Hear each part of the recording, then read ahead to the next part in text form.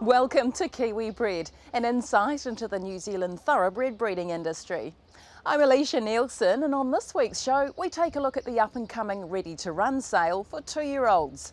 I recently had the opportunity to chat to New Zealand Bloodstock's Petrea Vela about the growth of this particular sale.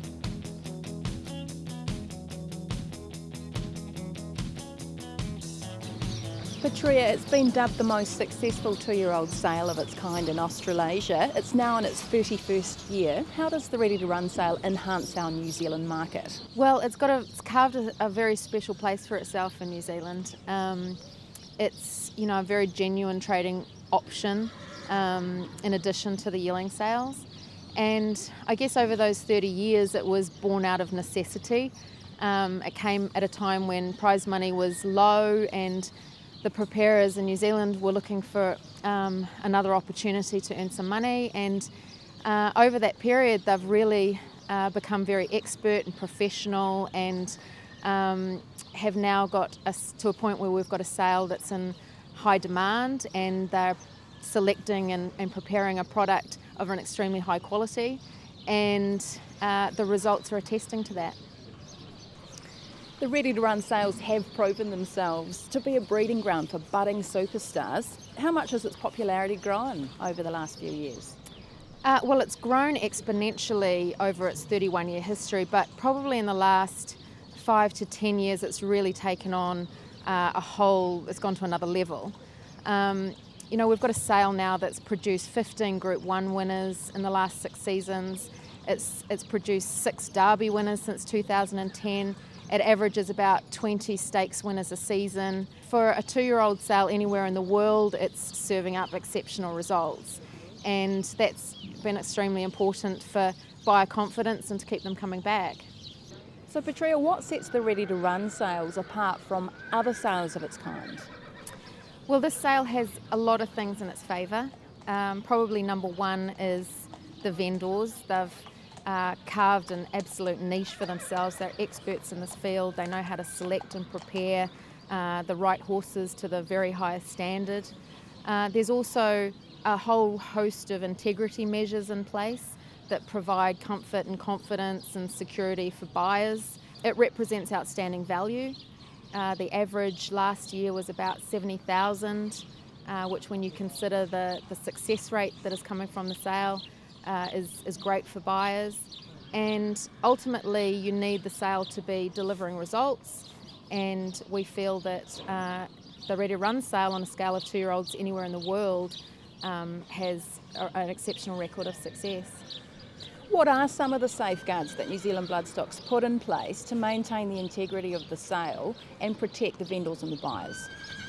Well, we have x-rays and scoping like we have at other sales, but probably one of the most valuable measures at this sale is blood testing, and every horse that breezes up today and tomorrow has to submit to a blood test, and then a purchaser can elect to have that sample tested and another sample taken when they buy the horse.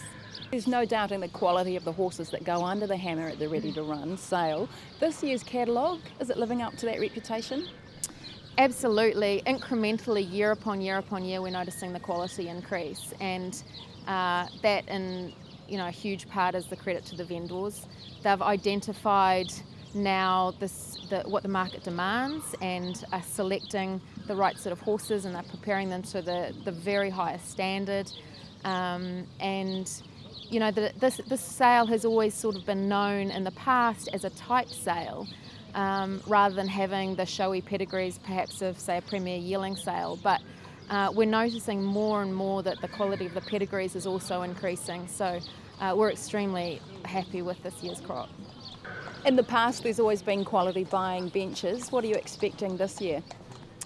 Well, we've noticed that the buying bench has really developed and changed over the years. The sale has traditionally been extremely appealing to our Asian markets in particular, those countries that don't have breeding industries of their own. They love looking to New Zealand for that ready-made product.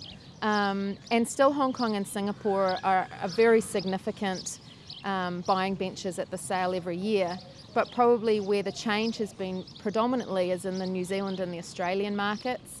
Australia has now been the leading buying bench for the last 3 years in a row, which is very encouraging for the sale, and it shows the regard that Australian buyers hold the sale. And also New Zealand buyers, they're stepping up as well to buy horses for New Zealand racing, which has been really encouraging. This year's catalogue oozes quality, and we took the opportunity to preview a couple of interesting lots. Lot 167, the Northern Meteor Pastel Rose Colt, offered by Diamond Lodge. He's a lovely physical type of horse. Obviously Northern Meteor needs no introduction. He's flying in Australia. The horse is a strong physical type that looks like he's going to get up and run really early. With the way he's breezed up, he's run a good time under a hold.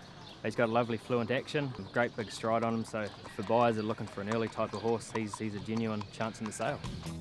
Lot 295, the Fastnet Rock west of Katrina Colt, offered by LYNDHURST Farm. The way Fastnet Rock's going, I suppose he should be quite an easy one as long as he does everything right. He's just finished his run up here and he worked up really nice and he's gone to the line well. And he's probably very typical Fastnet Rock, just a big strong colt. Nice family behind him out of the Gone West mare that's pretty handy, and yeah, I think he'll be right up there as far as one of the top lots of the sale go. Lot 401, the High Chaparral Deduction Colt, offered by Regal Farm. I mean, he's a lovely, athletic, balanced horse, great temperament, and bred on the same cross as It's a Done Deal, so I think he'll have lots of appeal. He's a November foal, so he's still got a lot of maturing to do, but like I said, he's a lovely athletic horse, and I think eventually he'll come to it. Our expectations are high. We're just sort of hoping the buyers will be there, and I'm sure they will be, and yeah, just hope it all goes well.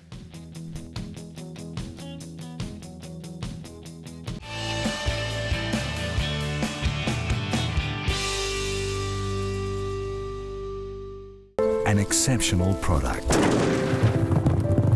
raised in the finest environment, brought to you by a world-class team, where attention to detail, service, integrity and quality are second to none. It is where future champions are revealed and expectations are exceeded. It is where winning begins. New Zealand Bloodstock. EasyGo fully electric four-wheel drive utility carts are tough. EasyGo four-wheel drive utilities are perfect for lifestyle, recreation, stable, farm and stud requirements, all with zero emissions. Born in the USA, these trusted vehicles have been in production for over 50 years. EasyGo is built on the very best service, backup and support. EasyGo four-wheel drive utility vehicles are small but tough, therefore appropriate sponsors of the EasyGo Jockeys Challenge.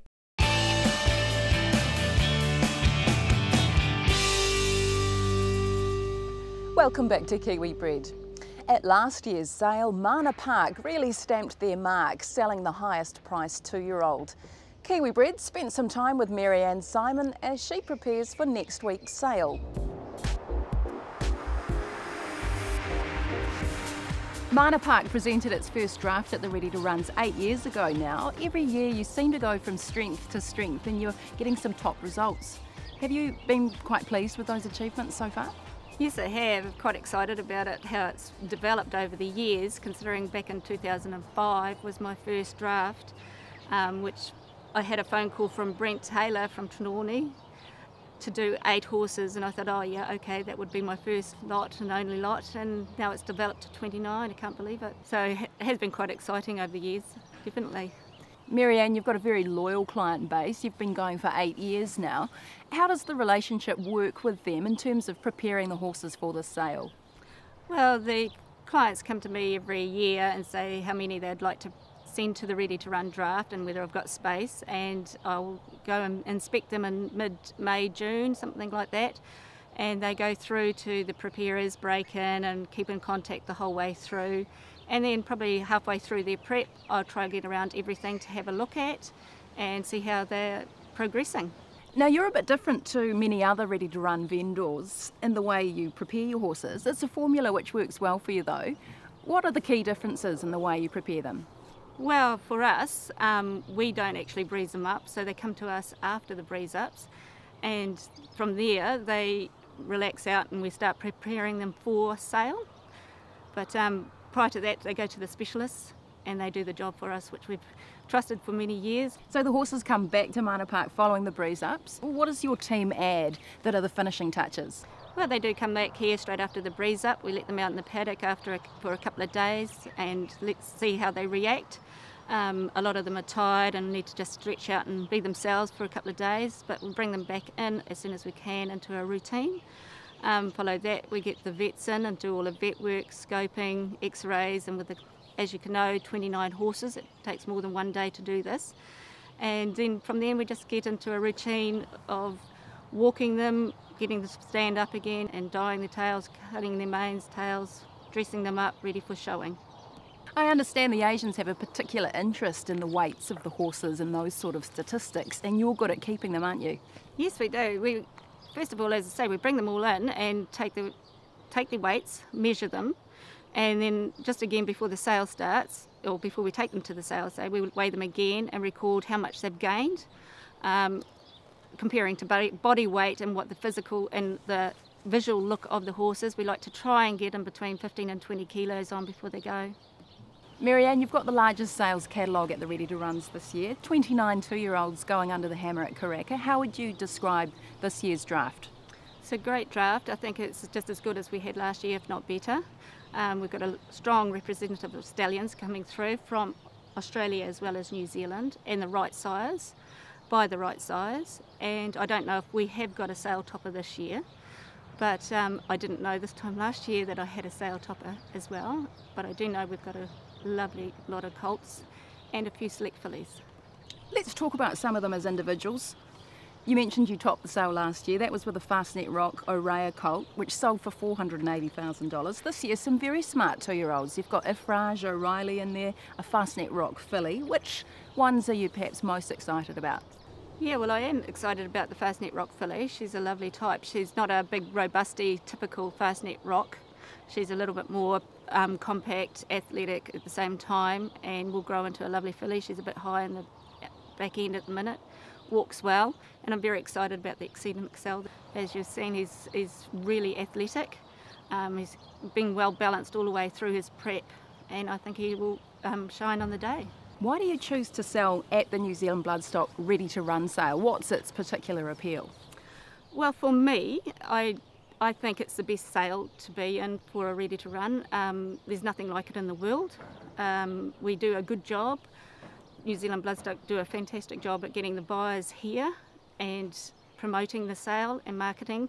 So why go anywhere else? Ahead of this sale, Maryanne, what are your expectations? I mean, obviously a lot of preparation and planning goes into it. So what will it be that's going to satisfy you? As I say, I mean, last year it was reaching a sale topper.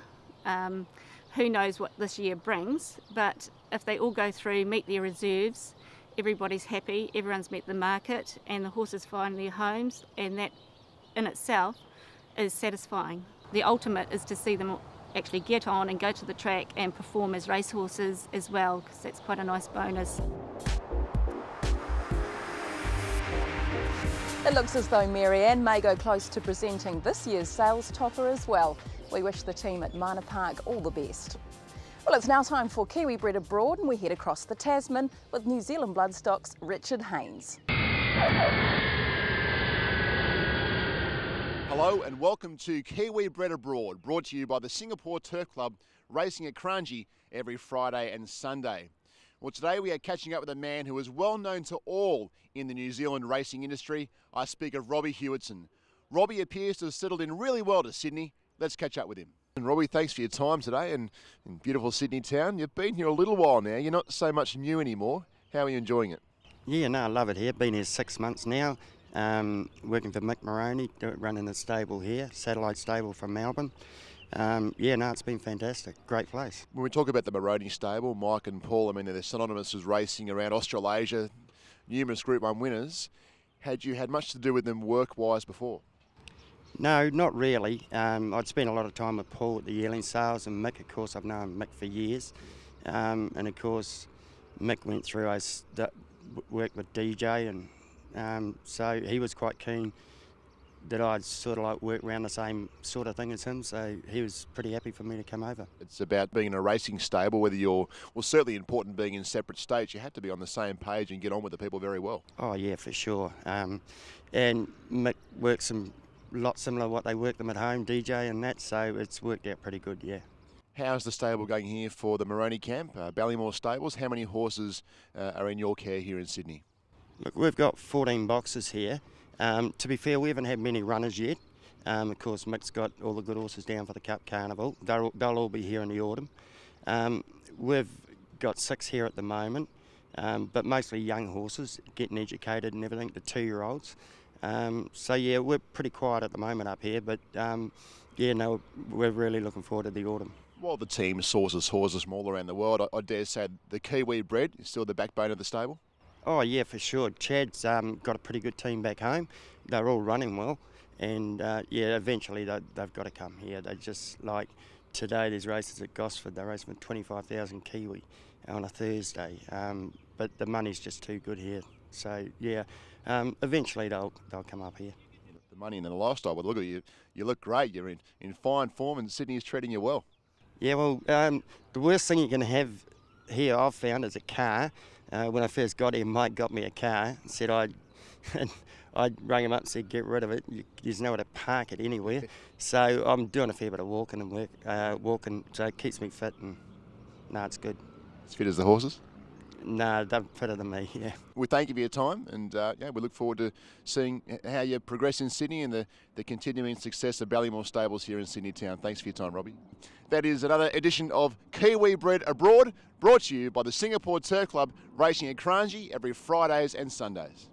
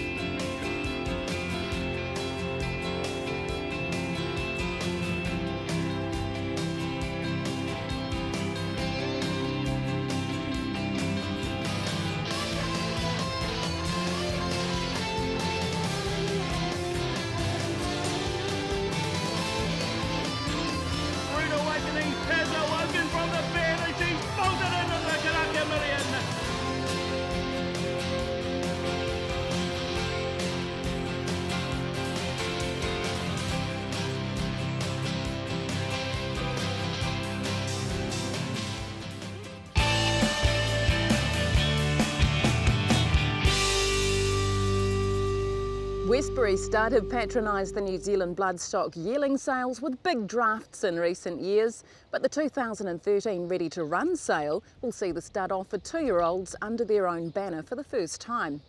I spoke to Russell Warwick about his decision to sell at this year's sale.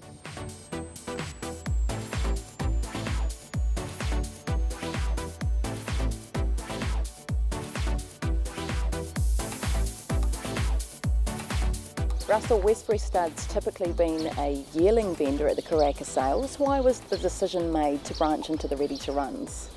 There are a number of reasons, Alisha, and we looked at it. The last couple of years we've had 2-year-olds spread across a couple of other drafts, and not great numbers, and yet we've sold very well there. And I felt that the growth of the ready-to-run sale was a really important factor for us to consider. But also with the number of horses that we're now breeding with Jerry Harvey's involvement here, we're breeding some 120, 130 foals a year, so it's impractical to think that you're going to sell all of those horses well as yearlings, and so then as commercial breeders we had to look for options as to where else that we could place them. Another advancement for the stud, trading under your own banner this year with your 2-year-olds. Why was that decision made? Well, I think we last year, after having a bit of success in the last couple of ready-to-run sales, I actually targeted 15 or 20 odd colts for the ready to run sale, and so that's where I felt, well, if we're going to do that number, we should market them under our own banner and do it well. And the benefits for doing that? Oh, look, it gives you some control after the breeze-ups. The people that have done all the breeze-up work for us have done a superb job, but to bring them back here, have them in our environment under our banner, and to be able to have parades on the farm and show the yearlings, the 2-year-olds successfully, was an important factor in leading into the last month before the sale. How has the process worked over the last few months in terms of selecting the horses for sale, preparing them for the breeze-ups and preparing for the sale itself? Well, where we did last year when I was doing my yearling selections, there were a number of horses that were really nice horses, but maybe born 1st of November or a little bit later than that. And I felt that physically to put them under the pump to get them to a yearling sale was going to be too much pressure.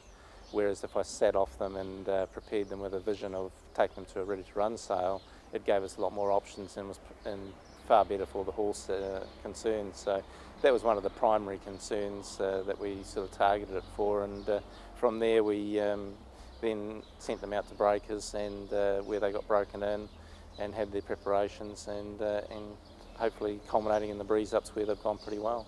If you had to choose one or two from your draft, Russell, which ones do you have highest hopes for? Look, I guess two that probably strike me a little bit is the Sweet Vibes Colt. He's a natural runner and he's out of a Danehill mare and he breezed up very well. I think one of the colts that's just come on leaps and bounds over the last 2 or 3 months is a Swiss Ace Colt out of Vibe. He really has, he was a later foal and he's just kept on improving, and I know everyone that's had anything to do with him really likes the horse, so it's they're two probably, but in saying that we've got some really nice horses right across the board. As a big player in the industry, but a relative newcomer to the ready-to-run sales, what's Westbury Stud setting out to achieve with its 2-year-olds?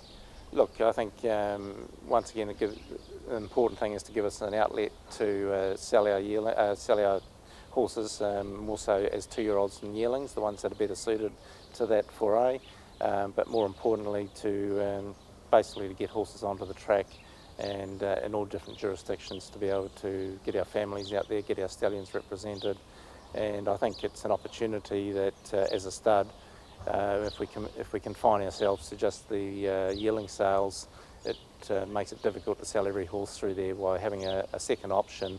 And I think the ready-to-run sale in the next 5 years is going to be the big growth sale in New Zealand, and I think New Zealand Bloodstock do a very good job with it.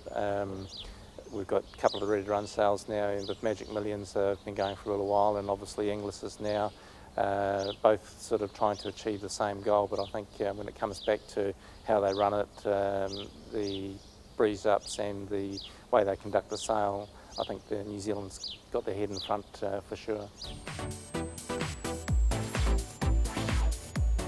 An interesting move for the Westbury Stud team, which may set a trend over the coming years. It's now Dunstan Horsefeed's Pedigree of the Week time.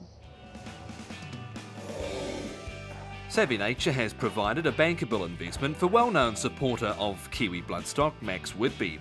Racing in Whitby's colours out of the Sydney stable of John O'Shea, Savvy Nature was a beaten favourite in the Group 1 Victoria Derby, but had already done much to stamp his mark on the spring with a brilliant win in the Group 2 Vars at Moonee Valley. That followed a Group 3 Spring Stakes win at Newcastle and placings in the Group 3 Gloaming Stakes and Group 1 Spring Champion Stakes in Sydney. Savvy Nature has continued a bumper run for Little Avondale Stud, which bred the Savabeel gelding in partnership with a group of Wellington-based bankers, William's sister Anna Petrea and her husband Ben, Angus Taylor and Amanda and Kerry Wilkins. Little Avondale studmaster Sam Williams brought Generous Nature for $120,000 from the Sydney Easter sales on behalf of the banker friends who were keen to invest in a quality broodmare.